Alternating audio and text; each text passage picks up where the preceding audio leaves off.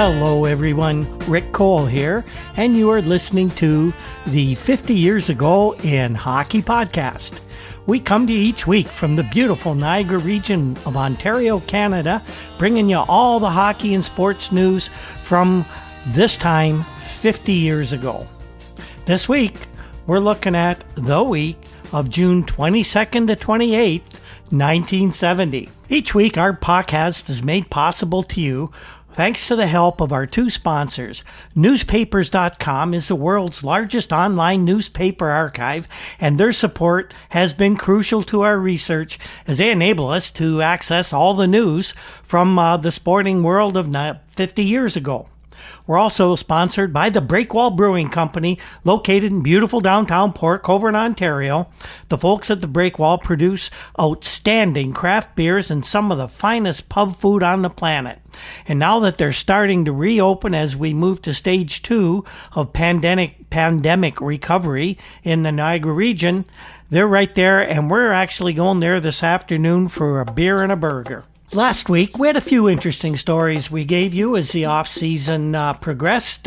We talked about that convoluted struggle to determine the ownership of the Oakland Seals, and the struggle continued in a couple of California courtrooms, and we'll have some progress from that this week too. We had a lot of player signings last week, both junior grads signing with their first NHL team and a bunch of veterans that moved around, some of them in new homes. And we had a bit of an update on the condition of Pittsburgh Penguins young star Michel Briere, who is still trying to recover from injuries suffered in that car accident from May 15th. Now, this week, some of the stories we're looking at is some training camp news. No, that training camps haven't started yet, but some of the teams are shifting locations for when they do begin in September. We will have some very interesting comments from NHL President Clarence Campbell as he talks expansion and other issues at a banquet in New Brunswick. And we have some news from the National Hockey League Players Golf Tournament that I think everyone will find pretty interesting. Lots of other hockey notes as well, so let's get to it.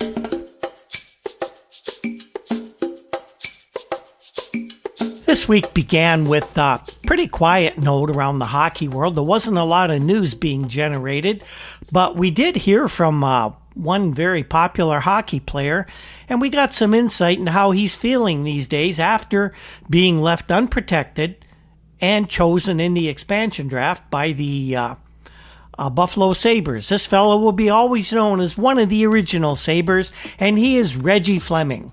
Now, Reg is known throughout the hockey world as one of the toughest guys in the sport. No doubt about that. He's also had some surprising success at putting the puck in the net in his best years, although at this stage of Reg's career, it's getting late in his career at this point. His value didn't seem to be in his offensive prowess, but rather his pugnacious traits. There's no doubt Buffalo general manager coach Punch Imlach grabbed Reggie from the Philadelphia Flyers to provide this new Buffalo club with some veteran leadership and some toughness. Punch knows that as an expansion club, the Sabres are going to have a lot of younger players, inexperienced players who might not be wise in the brutal ways of the NHL, to put it delicately, and Reg will be there to keep opponents honest. It's not likely that any wannabe bully will take liberties with Buffalo's budding young superstar Gilbert Perreault, knowing that they might have to answer to Reggie Fleming. Reggie talked about his departure from the Philadelphia Flyers during this week out with Ed Conrad, the fine hockey reporter for the Philadelphia Daily News. Reg began by talking about his well-publicized problems with Flyers coach Vic Stasiuk. It's clear Reg won't miss the Flyers bench boss, and the bench boss probably won't miss Reg either. Reg actually revealed quite a bit about how he feels about Stasiuk when he talked to Conrad. Reg said, Vic was really the only problem I had when I was with the Flyers. And since he'll be around 2 more years as coach, I'm glad I'm out of there. Reg also said that playing for a man like Punch Imlach, whom he respected, would be a welcome change. He went on to say, "It was no surprise that Philly put me up for grabs in the draft because I sort of told the brass after the season I didn't want to be back because of the situation." The situation being the oil and water relationship between Reg and Vic Stasiuk. That's just why it didn't shock Reg. When he was made available, he was just glad to go. Now here's the real telling part of Reggie's statement to Conrad. He said, "Now that I'm gone, it'll be great for playing a guy like Imlach who knows the score." Reg said that he was sure that he could have helped Philadelphia if Stasiuk had been anything like Imlach, but he wasn't. He said Stasiuk just has his set of ideas, and he wasn't playing him regularly. He wasn't going to listen to anybody's advice, and he was going to stick to his guns. He also stuck with a couple of two kids, one of them, rookie right wing last year, Lou Morrison, who scored only one goal in 32 games at one point, yet kept getting a regular shift while Reggie languished on the bench. Reg just said, "I couldn't figure him out." Fleming admits that he had trouble scoring last season, but he felt that his real value was in keeping opponents honest, especially with the Flyers having a smallish group of forwards. And Reg actually scored 9 goals and 18 assists, which on that Philadelphia team was not that bad. But going to the Sabres, he says he relishes the role of having to be the veteran on the team to whom the young kids will look up, and he wants to be a good role model. Reg also gave this assessment of Punch Imlach. Reg says Punch is a sound hockey man, and I've respected him for a long time, although I've never played for the man. But we always hit it off. He's the kind of guy who's open to suggestion. Reg also said that he has no doubt that the Sabres are much stronger at the outset than their expansion cousin, Vancouver Canucks. Reggie says, "Hell, we got Donnie Marshall and Phil Goyette and a load of other fine talent. We're going to be respectable. I guarantee it."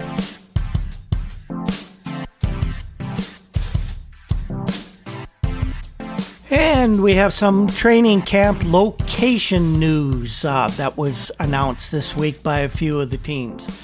The Toronto Maple Leafs were one of those teams, and they announced that quite definitely, as had been rumored, they will hold their training camp this fall in September at their home rink of Maple Leaf Gardens in Toronto. The Leafs had for the past few years been training in Peterborough, Ontario. That is no longer the case. Toronto General Manager Jim Gregory said that the team had decided already last winter to train for this season in Toronto. Jim says he thought it might be an advantage for Leaf players to train on the same ice on which they're going to play 39 regular season games in the 70-71 season. Other pluses for training at home, according to Gregory, are the completeness of the Gardens facilities. They're what they call the Gardens Hospital, the first aid room, and of course eliminating the necessity, inconvenience, and expense of shipping all the gear to and from Peterborough. There's no need, though, to shed a tear for the city of Peterborough, who loses the Maple Leaf training camp, because they were immediately replaced by the new Buffalo Sabres, and that really is no surprise either. The Sabres announced that they're going to use the exact same facilities that the Maple Leafs did when they trained in Peterborough. Buffalo coach general manager Punch Imlach, who of course with the Maple Leafs held training camp in Peterborough, likes getting his men out of the city in which they play. Punch figures that it's easier to keep an eye on the players in a small town rather than have them running around late at night in the glare of the bright lights of the big smoke. Imlach says the Sabres are expecting to have about 60 players in the 3-week camp. They'll also play 4 exhibition games in Peterborough as well. It's going to be a pretty interesting autumn in Peterborough this time around. One other team announced training camp plans this week that would differ from those of previous seasons. Jack Kent Cook, the Kings mercurial owner, always wanting to make news, announced that the team is no longer going to train in Barrie, Ontario, and instead They're going to set up their September shop a little closer to Los Angeles in Victoria, BC. Cook says that the major reason for this shift is that the Kings would be training a couple of thousand miles closer to home, although General Manager Larry Regan probably didn't get the memo, and he said the problem with Barrie was that the team found it difficult to arrange exhibition games with other National Hockey League teams. Now, how many teams train in Ontario as opposed to training in British Columbia? I don't know of other NHL teams other than maybe the Canucks. They're going to be training in British Columbia. Cook also cited poor attendance at exhibition games held in Barrie in previous years, but Jack didn't want to burn any bridges. He's an Ontario boy, and he wanted to make it abundantly clear that the city of Barrie was not inhospitable to the Kings. He said that the Kings were treated royally in Barrie, and of course, I guess one should treat a bunch of Kings royally, and that the treatment they received from the city or the money that they paid the city had nothing to do with the decision to move west. Now, folks in Barrie were a little upset with this development because since at the outset, when the Kings first held camp there in 1968, the team had originally agreed to train in the city for a full 3 years, the third of which would have been this fall. However, Cook said, while that there was a verbal agreement with the municipality, no contract had ever been signed with the city. The Kings in BC this year in Victoria. Of course, what news report from the offseason from the NHL of 1970 would be complete without more developments in the Oakland Seals' ongoing drama over their ownership? We knew that this week wouldn't resolve anything to any sort of finality because that wasn't due to the Monday of the next week. We were hoping when somebody would finally announce who owns the Seals. The news that we were hearing this week revolved around published reports and speculation as to the outcome of all the court drama that was leading up to decision day next week. Several newspapers reported the race was a dead heat between Charles O. Finley, the effervescent owner of baseball's Oakland Athletics, and the roller derby king and owner of the roller derby league, Jerry Seltzer, an Oakland resident. The Oakland Tribune, who seemed to be rooting for local boy Seltzer, reported that if he was successful, he would ask present Seals president William Creasy, installed by Transnational Communications, who went into bankruptcy, he would be asking Creasy to retain his roles as president and Seals representative on the NHL Board of Governors. It was also learned that Alameda, California businessman John Bono had joined forces with Seltzer in the effort to gain control of the Seals. Now, what was significant about Bono joining up in the group is that he is also a member of the group that owns the National Football League Oakland Raiders. He's one of the members of the partnership, and the Seals ownership, if Seltzer is successful, will mirror the structure of the Raiders organization. Toronto Star veteran columnist Milt Dunnell, one of the most plugged-in guys in all of hockey reporting, he wrote a column about the Seals' future, and he made Charlie Finley the favorite to be awarded the franchise by the National Hockey League Board of Governors. Milt's reasoning was really quite simple and demonstrates his keen knowledge of the workings of the NHL at the top levels. Milt said that Finley must be considered the favorite for one reason and one reason only. He has Red Wings owner Bruce Norris solidly backing him. And as most insiders know, those days of the, quote, Norris House League have not completely passed yet. Although some of the names involved have changed, those longtime allegiances have not. Dunno doesn't just hand over the franchise to Finley, though. Milt did acknowledge that Seltzer's ties with the National Football League Raiders does mitigate to a certain extent Finley's edge in his connections with Norris, as all the Raiders partners hail from the Bay Area, and we know the NHL owners, they love to suck up to the NHL guys, and the NHL owners, of course, they consider themselves kind of inferior to the NFL. The NFL is the big leagues, and even though they keep trumpeting the NHL is a big league, they know they're not big compared to the National Football League. Milt Dunno closed his story with this tidbit, and I'll just give you what Milt says. He makes a lot of sense. He says Finley's bid is not as far below the Seltzer offer as it might seem. Seltzer, came in with a bid of $4.5 million, with Finley $400,000 left. But Dunno reports that there is $700,000 in promissory notes, that's the expansion money from Vancouver and Buffalo, in the coffers of the Seals right now.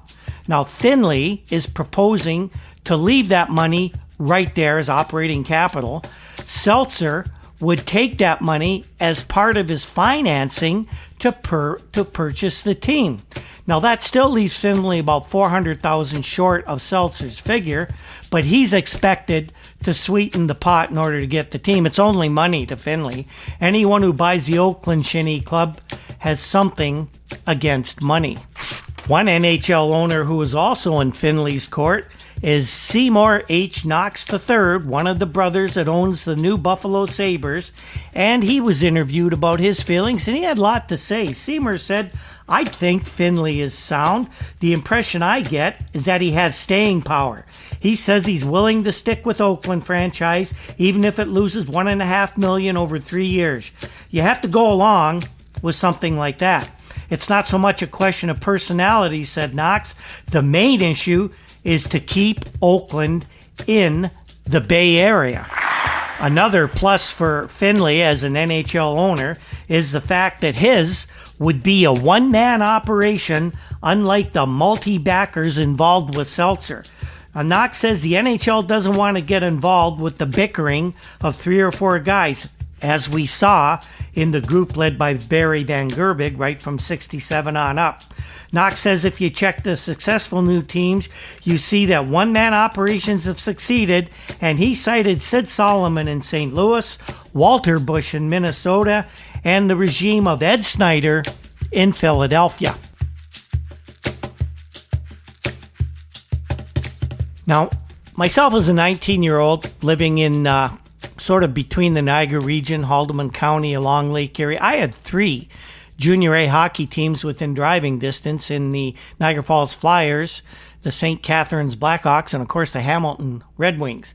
So any changes to junior hockey garnered my attention, and there were big changes in this week 50 years ago.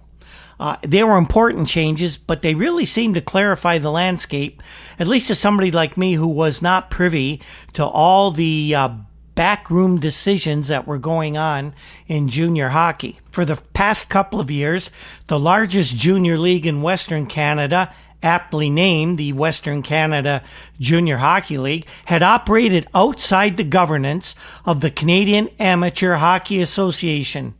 An outlaw league, so to speak. They didn't have to follow the CAHA rules.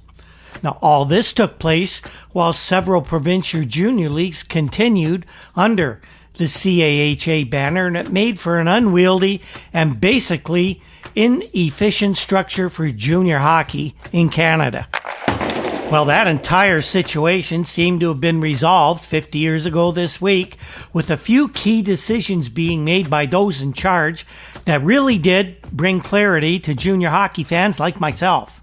The CAHA decided, with an overabundance of junior leagues all claiming to be at the A level, they decided to divide junior A hockey leagues into 2 tiers to kind of give clarity to who plays for what.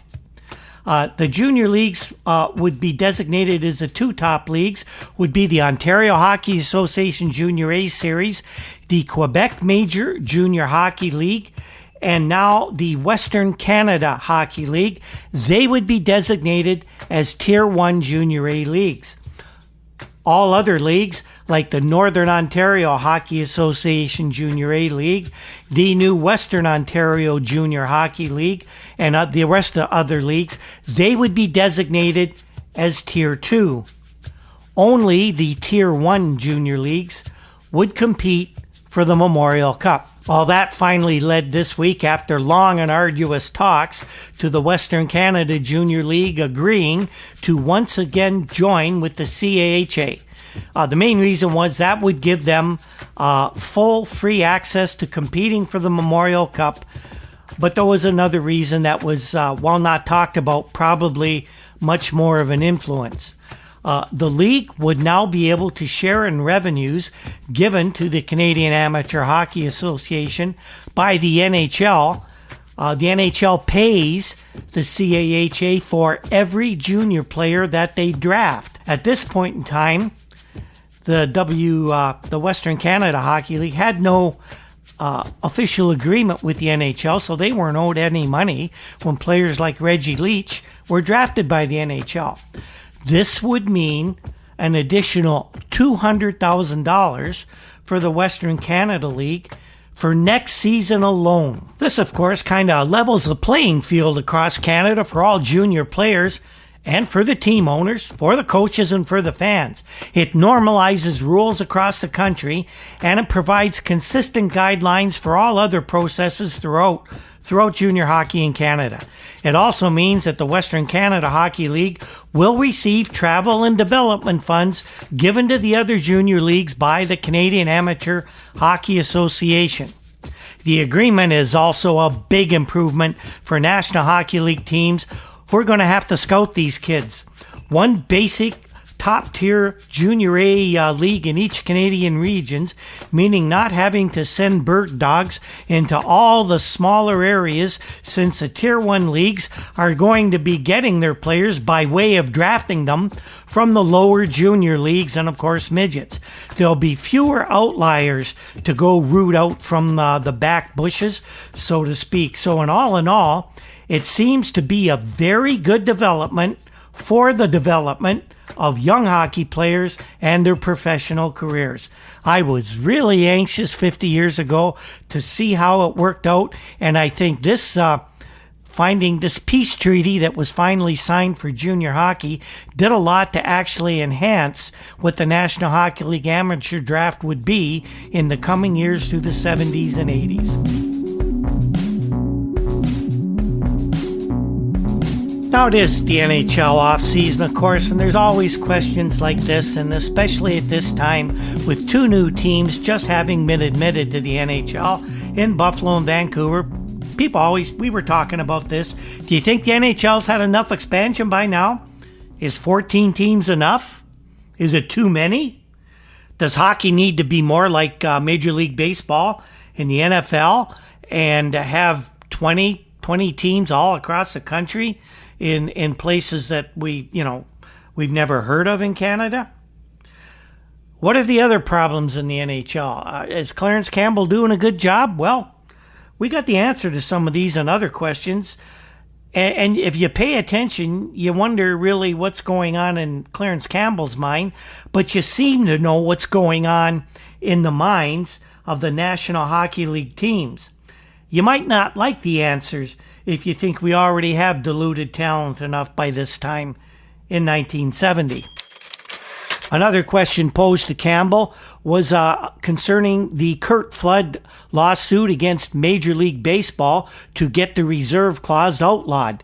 Campbell said that he doesn't believe hockey will ever face a similar lawsuit because by the time that the NHL players get around to suing the NHL, the issue will probably have already been resolved by either Parliament in Canada or Congress in the United States. He then said that the government should determine the rules because there should be uniform conduct for all pro sports. Of course, that's what Clarence Campbell is going to say right now because he honestly believes that the governments are going to back the owners in all the professional sports league.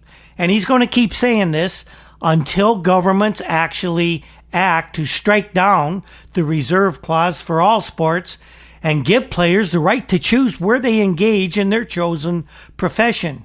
Then, of course, Campbell and all the other sports owners and commissioners will be whining that the damn government should mind its own business and leave sports to the sportsmen. He then finished off with this curious statement about why hockey, above all other sports, needs the reserve clause. He said hockey needs the clause because without it, professional hockey can't develop its farm system. It's not like other sports where players are provided by the taxpayers through the contributions to colleges.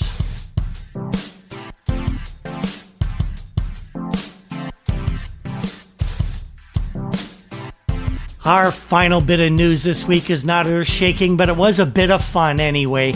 It comes to us from Woodbridge, Ontario, just north of Toronto, and that's where the swanky Board of Trade Country Club is located and where the American Airlines National Hockey League Players Golf Tournament was held this past weekend 50 years ago. The event was truly a who's who of the NHL, as each National Hockey League club sent two-man teams to the event. They were to be playing in pairs. There were prizes for the best individual gross and handicap scores, as well as the team scores using both players' handicaps. It was a lot of fun, and it was a 3-day event. They treated it like a professional golf tournament, although the golfing itself was not anywhere near the professional level, at least for most players. In fact, you could say that the golf pretty well took a back seat to the most attention given to all the hockey celebrities in attendance. Garnering the most headlines and all of the attention was the young superstar of the Boston Bruins, Bobby Orr. It wasn't Bobby's golf that had everybody looking at him. He's still learning the game, but he's picking it up quickly. Rather, it was the huge crowds of never less than 100, mostly young females, that trailed around the course each day. Of course, there were all the requisite interviews and all the canned answers that professional athletes are so well trained to provide in these days, and they were doing a good job of that back 50 years ago as well. There was very little newsworthy content that came out of that stuff. It seems though everyone had a grand time, and some of the players revealed golfing talent heretofore unknown. The big winners of the weekend were the Detroit Red Wing duo of Frank Mahovlich and Gary Bergman.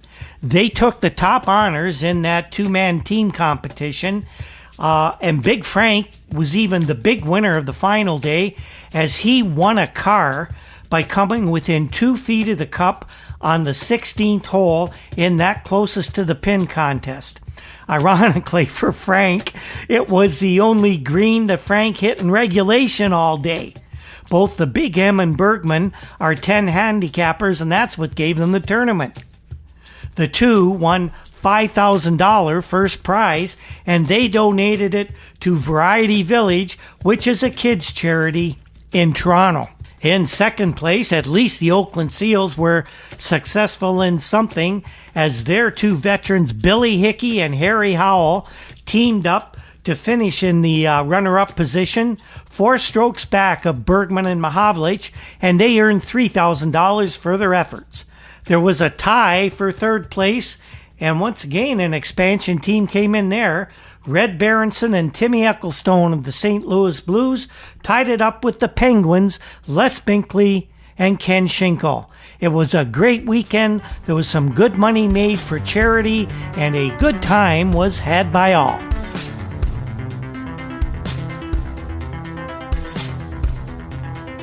And that, folks, is our show for this week. An abbreviated show with not a lot of hockey news, and of course there'll be less coming along, but we have some interesting stuff planned for the rest of the summer. But what did we learn this time around? Well, we learned that Reggie Fleming is a proud man, and he talked about how he felt about his time with the Philadelphia Flyers and why he's excited to be going to Buffalo with the new Sabres. There was, of course, some more news around the Oakland Seals franchise. More speculation, I guess, than anything else. But we began to get an idea who the favorite is to get the team and why. And we learned of the changes to Canadian junior hockey system, very basic changes to this system in Canada, which is the chief development ground for National Hockey League players. It can't help but improve the chances for good young players to increase their hockey knowledge, skills, and abilities. As for next week's show, we're still working on exactly what format that's going to take. I think there'll still be some news about the Oakland Seals to digest as they finally get clarity on the ownership situation, we hope. We also will report a bit about Parry Sound, Ontario, honoring one of their favorite sons. We'll have a couple updates on the condition of Michel Briere. And what we're really hoping to start into is providing some excerpts from a series of interviews we did over the winter with some great hockey people, broadcasters, hockey history people. And I think it's going to prove to be very, very interesting. And I think we'll have much, much more as well. The 50 Years Ago in Hockey podcast is produced by Andy Cole, and we can't thank him enough for all of his hard work. The very popular Juno-nominated Toronto indie rock group Rural Alberta Advantage provides our intro and exit music, and we're hoping very soon they'll be able to get back to putting concerts on the road. Check them out if they come to your city. Other musical pieces and sound effects in our podcast come from the expertise of Andy Cole. Our research comes from files of the Toronto Star, Toronto Globe and Mail, and of course the many publications found at newspapers.com. Don't forget to give a listen to the Council of Dads podcast hosted by Andy Cole and Cole Osborne as they take a deep dive each week into the popular TV series Council of Dads. It's a pretty interesting podcast, a lot of humor, and something the fans of the show I think would find extremely interesting. You can find us on Twitter at Hockey50Years and on Facebook under the 50 Years Ago in Hockey banner and at our WordPress site, hockey50yearsago.com, and now we're actually on YouTube as well. Just search 50 Years Ago in Hockey. We enjoy bringing this to you each and every week, boys and girls, and we have some exciting additions in the work, as we've talked about. And on that note, I think we'll just say goodbye, and we'll see you next time. When the ice breaks